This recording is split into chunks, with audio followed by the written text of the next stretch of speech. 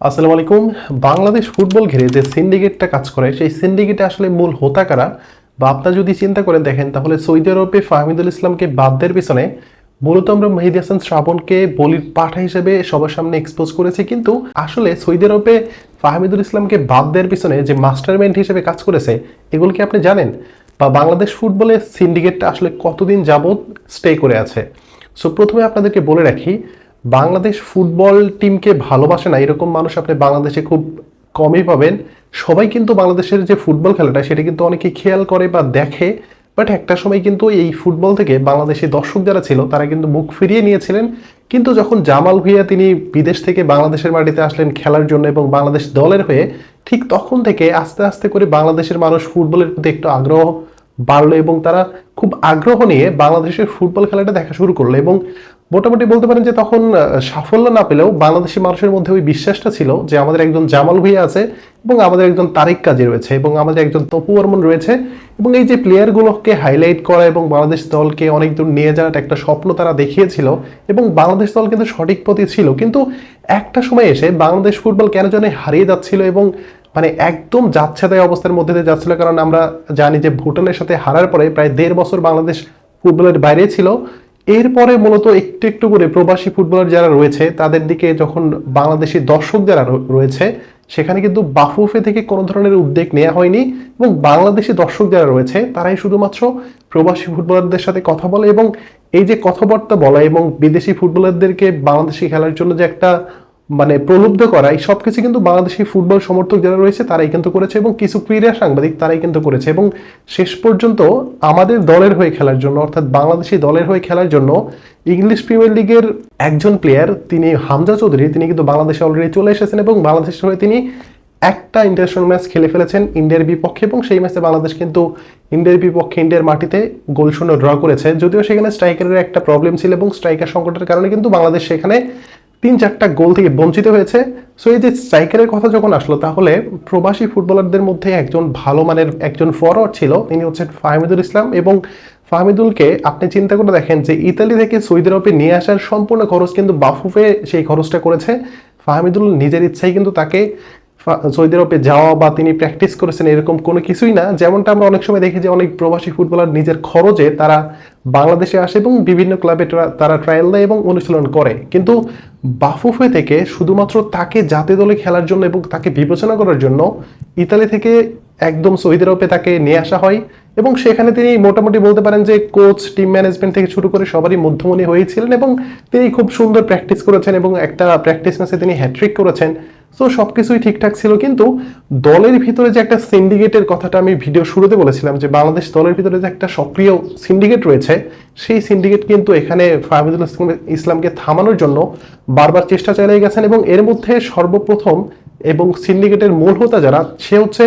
তপু বর্মন, সাদউদ্দিন এবং সেই সাথে সোহেল রানা। এবং আমরা সবাই মেহেদী হাসান শ্রাবণকে বলির পাঠা বানিয়েছিলাম এবং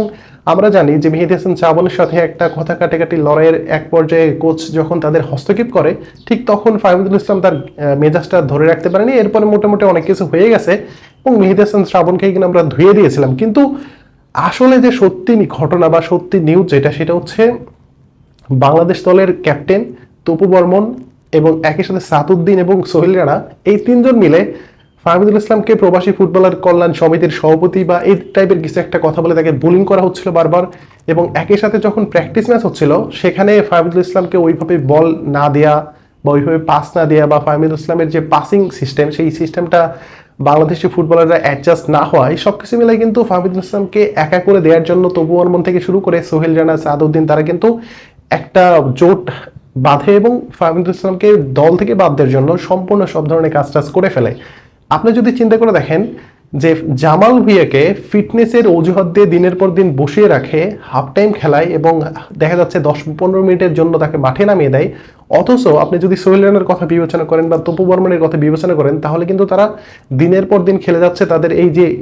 একদম বাজে একটা ফিটনেস নিয়ে। আপনি যদি ইন্ডিয়ার বিপক্ষে গুরুত্বপূর্ণ একটা ম্যাচে ক্যাপ্টেন হিসেবে তপু বর্মন নামলেন এবং 20 মিনিটের মাথায় তিনি উঠে আসলেন, এটা কেন হয়েছে জানেন? এটা শুধুমাত্র তার ফিটনেসের কারণে হয়েছে এবং তিনি ইন্ডিয়ার মাটিতে এত গুরুত্বপূর্ণ একটা ম্যাচের ঠিক 1 ঘন্টা আগে তিনি শপিংয়ে বের হয়েছিলেন এবং সেখান থেকে তিনি মোটামুটি বলতে পারেন যে তার যে ফিটনেসের অবস্থা সেটার উপর ডিপেন্ড করে তিনি মাঠে নেমেছেন, এবং আমরা সবাই দেখেছি যে মাঠের ভিতরে কি হয়েছে। সো এই যে কিছু প্লেয়ারদের মাধ্যমে প্রবাসী ফুটবলাররা খেলার আগ্রহ হারিয়ে ফেলছে, এটা শুধুমাত্র আজকে যে শুরু হয়েছে বিষয়টা কিন্তু এরকম না। আগে যখন আবাহনী লিমিটেড যখন অনেক দুর্দান্ত ফর্মে রয়েছিল, তখন কিন্তু আবাহনীর যে ফুটবলাররা রয়েছে তারাও কিন্তু সিন্ডিকেটের অংশ ছিল, কিন্তু বর্তমানে প্রেক্ষাপট পরিবর্তন এবং আবাহনী কিন্তু অনেকটাই একদম বলতে পারেন যে মাঝের বানের একটা দল হয়ে গেছে। এখন সবার উপরে রয়েছে বসুন্ধরা কিংস, এবং বসুন্ধরা কিংসের যে প্লেয়াররা সবাই মিলে কিন্তু একটা সিন্ডিকেটের মধ্যে কাজ করে, এবং এর মূল হোতা আপনি যদি বলেন তাহলে তপু বর্মন, সোহেল রানা, সাদউদ্দিন থেকে শুরু করে আপনি যদি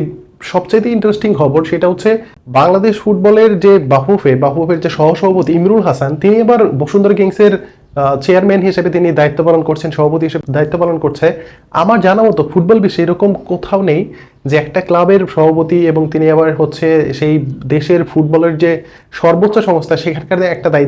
গুরুত্বপূর্ণ দায়িত্বে তিনি রয়েছেন। সো এই যে ইমরুল হাসান থেকে শুরু করে আপনি যদি বলেন পুরো বসুন্ধরা কিংস, এটাই কিন্তু একটা সিন্ডিকেটের মূল হোতা, এবং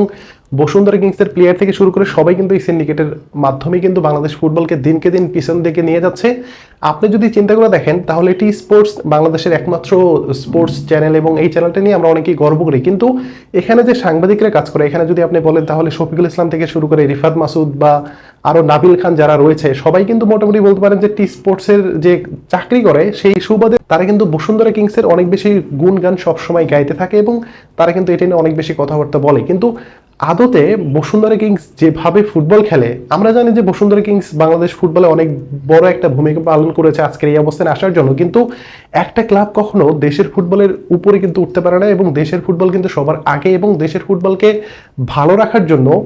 বাংলাদেশ ফুটবল ফেডারেশনকে ওই রকমের একটা পদক্ষেপ কিন্তু এখনো নিতে হবে। এবং ফাহমিদুল ইসলামকে যখন বাদ দেওয়া হলো, ঠিক তখনই বাংলাদেশের ফুটবল সমর্থক যারা রয়েছে সবাই কিন্তু একত্রে মাঠে নেমেছে, সেখানে প্রতিবাদ করেছে, বাফুফে সভাপতি তাবিদ আউলের সাথে তারা বারবার মিটিং করেছে, বাট এরপরেও কিন্তু আসলে যে ভালো কোনো সিদ্ধান্ত আসে সেটা কিন্তু এখন পর্যন্ত আসেনি। কিন্তু আস্তে আস্তে কিন্তু থলের বিড়ালগুলো বের হয়ে আসছে, এবং সেখানে তপু বর্মনের নাম এসেছে, সোহেল রানার নাম এসেছে, এবং সাদউদ্দিনের নাম এসেছে। সো এই যে বড় বড় প্লেয়ার যারা আসলে সিন্ডিকেট মূল হোতা হিসেবে কাজ করছে, এরা যতদিন পর্যন্ত জাতীয় দলে খেলবে ততদিন পর্যন্ত বাংলাদেশ ন্যাশনাল টিম কিন্তু খুব একটা ভালো করতে পারবে না। এবং একই সাথে বাংলাদেশ দলের প্রধান কোচ হাবিয়ার কাবরেরা, তিনি যেভাবে আসলে দলকে পরিচালনা করেন এবং সিন্ডিকেটের মূল হইতে হিসেবে কিন্তু তিনিও কাজ করেন। এবং আপনি যদি চিন্তা করে দেখেন যে হাবিয়ার কাবরেরা যখন কোনো দল ঘোষণা করে, সেখানে বসুন্ধরা কিংসের যে প্লেয়াররা তারাই কিন্তু সবচেয়ে বেশি জায়গা পায়, এবং বাকি ক্লাব যারা প্রিমিয়ার লিগে খেলে সেখানে অনেক টপ টায়ারে যারা অনেক টপ পারফর্মার যারা রয়েছে সবাই কিন্তু ভালো ফুটবল খেলে এবং ভালো ম্যাচ টাইম পায়, তারপরেও কিন্তু তারা হাবিয়ার কাবরেরার গুড লিস্টে কখনো নাম তুলতে পারে না। বাট বসুন্ধরা কিংসে যদি সাইড ম্যাচ গরম করে এবং সারা মৌসুম মিলে যদি একটা ম্যাচ খেলার সময় একটা ম্যাচের যে 90 মিনিট, সেই 90 মিনিট খেলার যদি সুযোগ না পায়, তারা কিন্তু বাংলাদেশের যে জাতীয় দলের যে একটা স্কোয়াড ঘোষণা করে সেখানে কিন্তু তারা সুযোগ পায়। বাট অন্য অন্য দিকে যারা আছে, যেমন আপনি যদি আলামিনের কথা বলেন বা ইয়াসিন খানের কথা বলেন, ইন্ডিয়ার বিপক্ষে আলামিন তিনি স্কোয়াডে ছিলেন, বাট তাকে কিন্তু মাঠে নামানো হয়নি। এই যে তাকে মাঠে না নামানো এবং একই সাথে পিয়াস আহমেদ নোবাকে না নেওয়া, এবং আরিফ হোসাইন যিনি মোহামেডানের রাইট উইঙ্গার বা লেফট উইঙ্গার, তিনি দুর্দান্ত ফুটবল খেলে গেছেন পুরো মৌসুম জুড়ে, কিন্তু তাদেরকে কিন্তু ওইভাবে বিবেচনা করা কখনোই হয় না। সো এই যে হাবিয়ার কাবরেরা বলেন বা বসুন্ধরা কিংসের যে সিনিয়র ফুটবলাররা রয়েছে, বা ইমরুল হাসানের কথা বলেন বা রিফাত মাসুদ, বা আপনি যদি আরো যারা ক্রীড়া সাংবাদিক রয়েছে টি স্পোর্টসের, এই সবাই কিন্তু সিন্ডিকেটের একটা মূল হোতা। এবং ফাহমিদুল ইসলামকে যখন বাদ দেওয়া হলো তখন কিন্তু এই রিফাত মাসুদ বা নাবিল খান বা শফিকুল ইসলাম এরা কিন্তু কোনো ধরনের কোনো কথাবার্তা বলেনি, এরা সবাই বলেছে কোচের সিদ্ধান্ত, এবং কোচের সিদ্ধান্ত অনুযায়ী তাকে বাদ দেওয়া হয়েছে। বাট